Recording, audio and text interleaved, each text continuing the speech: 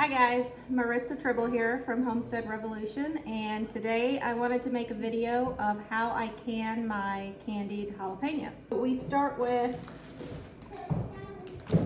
garden fresh jalapenos from my garden, and the best way that I have found to slice these, because you want to keep them in uniform slices, is to get yourself one of these. It's called a mandolin, and it's got different thicknesses. I put it on the thickest setting, and then I just run the jalapenos over the mandolin, and then I get really even and uniform slices. So, great kitchen tool. I got that as a wedding gift. It's like one of my favorite wedding gifts. And then our recipe calls for 3 pounds of fresh sliced jalapenos. I'm doubling my recipe because I had just a flush of jalapenos recently. So this is 6 pounds of sliced jalapenos. And you're gonna do 2 cups of apple cider vinegar. Now, I'm doubling my recipe, so I'm gonna use 4 cups. Now, you're gonna find that you're gonna end up with a lot of syrup left over. So you don't have to double the recipe. You could probably get away with 3 cups and you'll have less of your, there's like a juice that's created for the jalapenos when you can them. I like to have the extra juice because I also use it as a marinade for like chicken or pork chops. So I just keep the juice and I can it, or I put it in jars and then I just keep it in the fridge, or I freeze it for marinades for other meals. So you're gonna do 2 cups of apple cider vinegar. You're gonna do 6 cups of white granulated sugar. Now you can go less on the sugar if you're watching your sugar content, but just keep in mind that the sugar is gonna help to cut the heat, and they're really hot, so you're gonna want the sugar. So if you cut the sugar, just be aware it's gonna affect the heat of your final product. And then you're gonna do half a teaspoon of turmeric. I ran out of turmeric, but as a substitute, you can use annatto, which I actually have some annatto, so I'm gonna use this instead, and it's basically just for coloring. It's not gonna add too much of a flavor, so either turmeric or annatto. Then you're gonna do celery seed, half a teaspoon of celery seed. We're doubling the recipe, so we'll use 1 teaspoon. You're gonna use granulated garlic, which it asks for 3 teaspoons for every 3 pounds of jalapenos. I don't have that much, so I'm gonna add fresh garlic. And then you're gonna put in some cayenne pepper. I'm gonna omit the cayenne pepper because I know how spicy these are gonna be, and it's not gonna need the cayenne pepper. So I omit the cayenne pepper. Or maybe I'll put just a little pinch. Your jalapenos are sliced, and we are going to, in a large pot, you're going to need a large pot because you've got all of these jalapenos. You are going to bring your apple cider vinegar, 1, 2, 3, 4.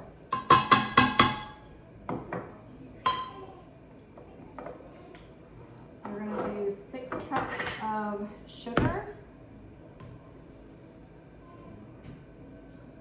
1. And these aren't quite full cups, so it'll be a little less than what the recipe calls for.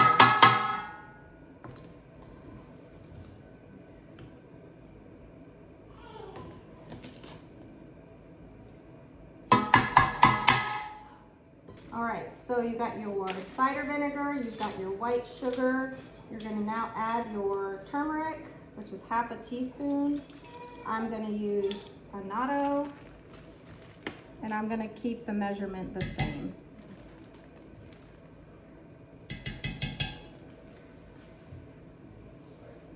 Now you're going to use your celery seed, which is 1 teaspoon celery seed.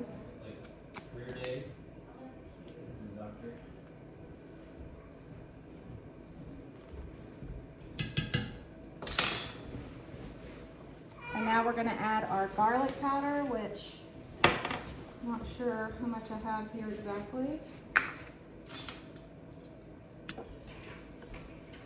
So let's see. This is 3 teaspoons, and there's about 2.5 to 3 teaspoons in a tablespoon. So I know this is 1. Oh, it looks like I had enough, so I don't need to add the fresh garlic. And then you're gonna stir it up. And you are gonna let that sugar dissolve. Bring it to a slight simmer.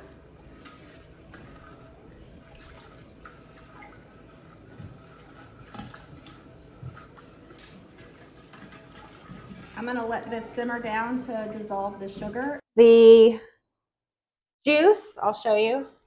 We brought it to a rolling boil, and then we're gonna turn it down and just let it simmer for a few minutes. And after I paused the video, I realized that I didn't double the sugar content.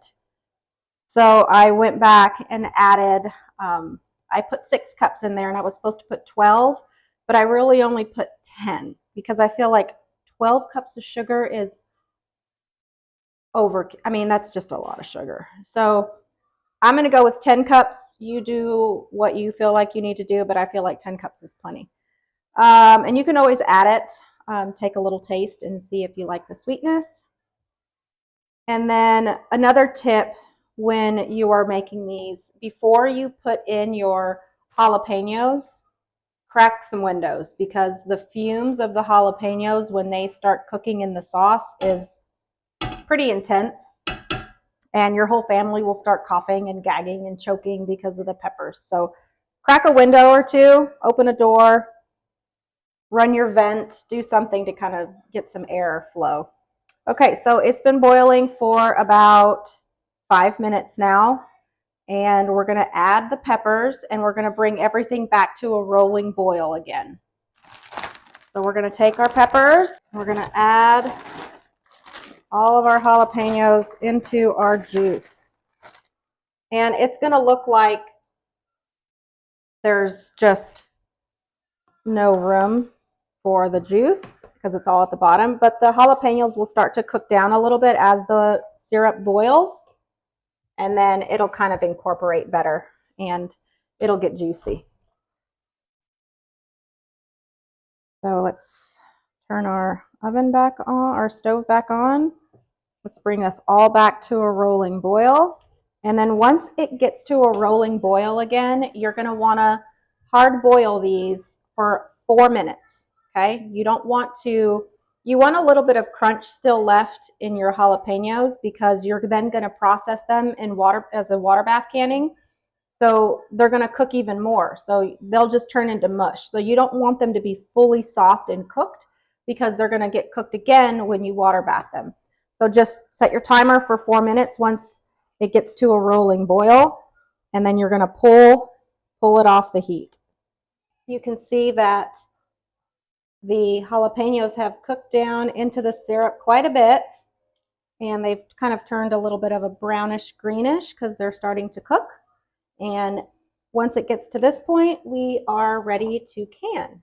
So we will start by getting 1 jar out of the oven at a time. And then we'll start filling. Get your jar and your lid and ring. Keep that closed so they stay nice and warm. Then you're going to get your slotted spoon and your funnel. Then we're going to get our slotted spoon. And I put a little paper towel down because I am like a hurricane when I can. I make just a crazy mess. I try to help myself out as much as I can. You're going to put your jalapenos into your jar.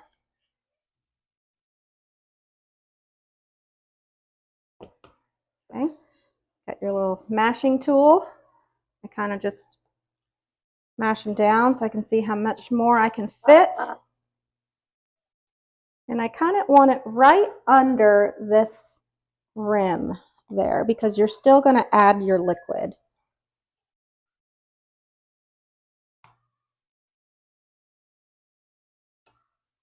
Okay. All right, so we've got that one filled. Now we're going to go and get our next jar.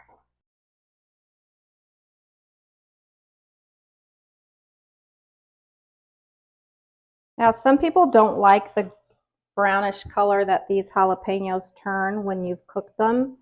And I've heard of some people adding like green food coloring to it. I don't. I don't care about the color. I care more about the flavor and not so much about how pretty it is in the jar. Plus, who needs all those dyes and artificial stuff? I mean, why would I do that to my organically grown jalapenos? But a lot of people give these away as gifts, and I do too. So they want the presentation to look a certain way. Get a leaf in there. Okay. Now we're going to get the next jar. And I'm doing these in pint jars. I'm thinking I will get between 4 and 6 pint jars, but I've got little half pints just in case there's any, not enough to make a full pint jar. And then those smaller half pints are kind of what I give away as gifts or put it in care packages. So we're just going to keep filling. Keep going. And you want to work quickly because you don't want the jars to cool off too much. And while I'm filling these jars, I have my water bath pot going so that I can quickly, once I have all the jalapenos in the jars, I can quickly transfer these jars into the hot water bath.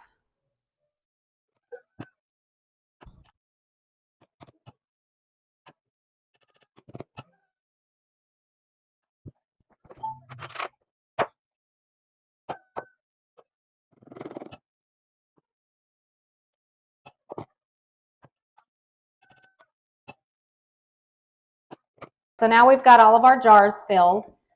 We are going to bring the juice, the syrup from our jalapenos back up to a rolling boil for 6 minutes. You really want to get those sugars kind of caramelize and it thickens the syrup.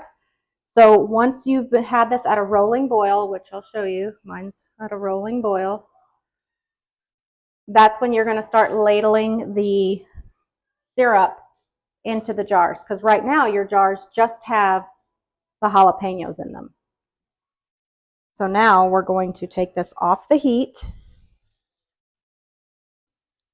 So then we're just going to scoop the hot liquid into the jars, leaving about an inch headspace.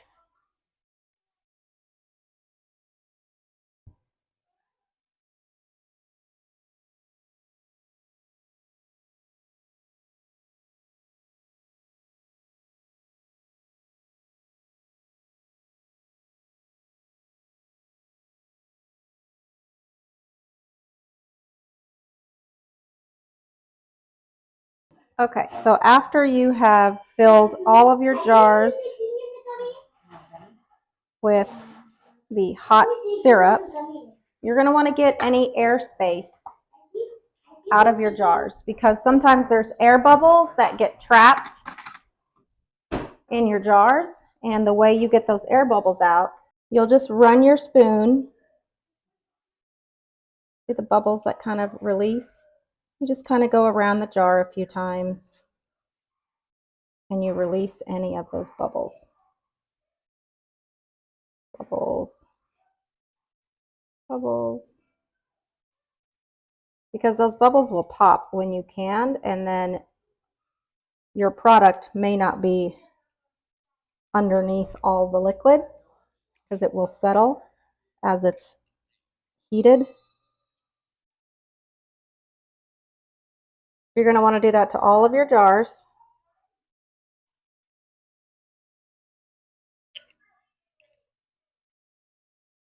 And then after you've done that, if there is now more space for liquid, you're going to want to top off all the liquid in those jars, okay?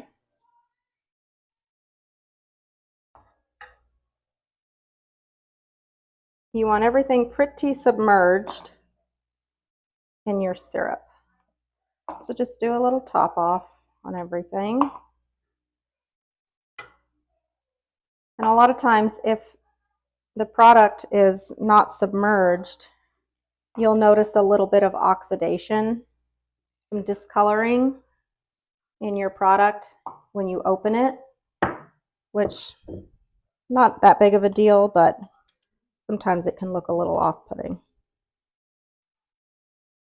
Okay. And then after that, the last step is I take a paper towel that has some vinegar on it, and I just lightly wipe the rims of each jar. This just ensures that you don't have any syrup, any granules, anything that could prevent your jar from sealing. So I just want to make sure I get a good seal on all the jars. So I wipe everything down with some white vinegar, and then I'm going to put lids and rings.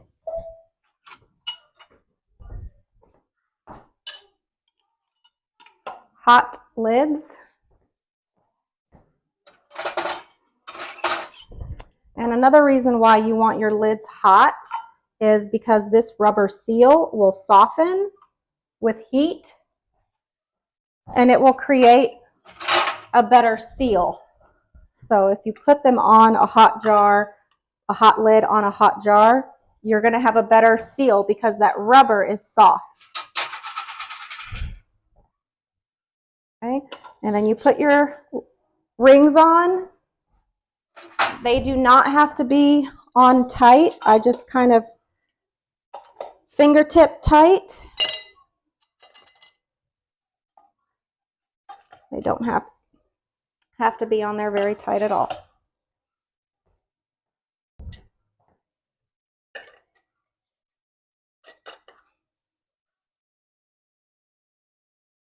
Okay, they're ready for the canner. We're going to use our canning tool and just gently put them into the boiling water. I don't know how much we're going to fit in here, but we're going to try to cram them all in there.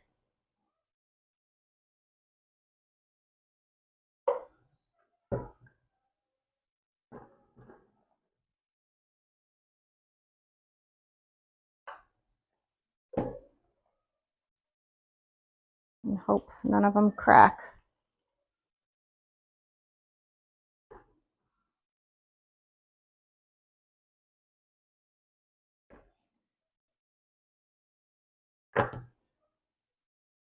Well, it sounds like one of them maybe just cracked, so that's not good. But nothing you can do about that. Sometimes you lose some. It's unfortunate, but